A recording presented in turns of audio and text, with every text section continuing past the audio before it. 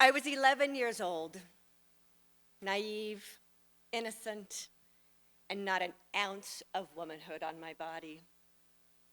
I was standing in the kitchen doing dishes the old-fashioned way, deep in dishwater, doing the dishes after family lunch, and daydreaming about playing outside in the woods with my friends on that wonderful, warm summer day. And my dad was off on the side with a friend of his. The friend looked at my dad and said, "I like that one. I'd like you to save her for me. She's a good worker." I'm there with my hands in the sink, furious. I could feel the fists beneath the water.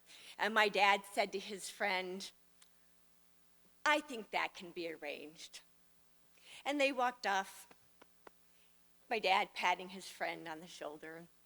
And I stood there, unable to speak, furious, and thinking to myself, how could he do this to me? He just gave me away like one of his dumb farm animals, and to Brother Stinky Pants.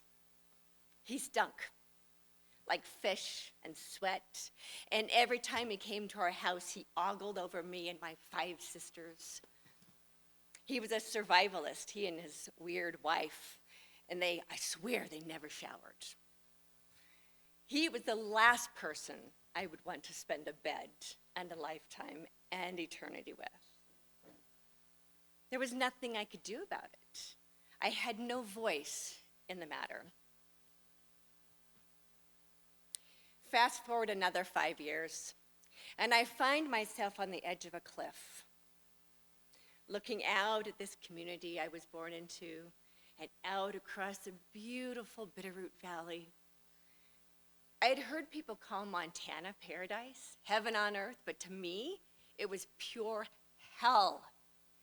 Everything that could possibly go wrong for a girl my age had gone wrong, and then some. And I stood there looking at hell and thinking to myself, I have 3 options. I can stay in hell, marry a creepy old man, and eventually after I die hope that he deems me worthy to get into heaven or go to hell.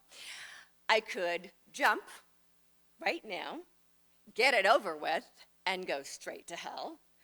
Or I could find another way out and postpone hell for as long as possible.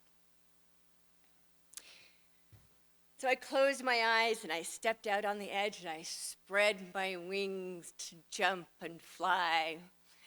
And as I did, I heard my inner voice say to me, what if? What if everything you've ever been told about everything is a lie? What if there's a better life out there waiting for you? And so for the first time in my life, I made a choice for myself. I chose to step back and find another way out. A couple months later, I ran away from home.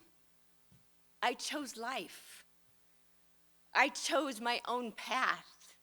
I chose my own destiny, not the one that I had been born into. And on the outside, I was fearless. But inside, I was terrified because I'd been told my entire life the outside world was a horrible place and that the devil would steal my soul.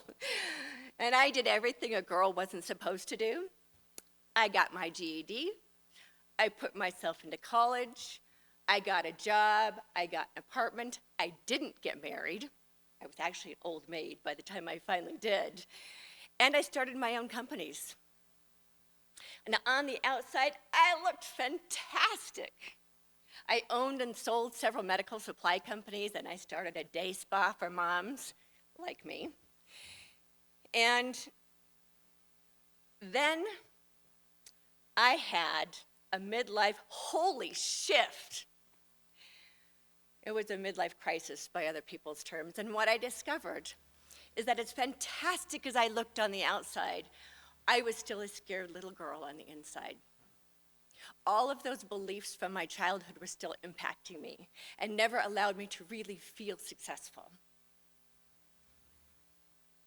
And in that holy shift, my inner voice started teaching me how to process my life and how to heal my life. And I ended up putting that in my first book, my best-selling book, Transcending Fear. And today, part of what I do, along with my traditional business, is I teach other people how to heal their stories through the processes that I've learned. I teach people who have suffered from cult survivor how to survive their cult beliefs. I teach others who have experienced religious trauma syndrome how to resolve their traumatic issues. I teach people how to heal their lives and heal their stories. And so today with you at this Academy of Medicine, I share with you this one final thing. No matter the story and no matter the tears, everything is possible when we let go of our fears.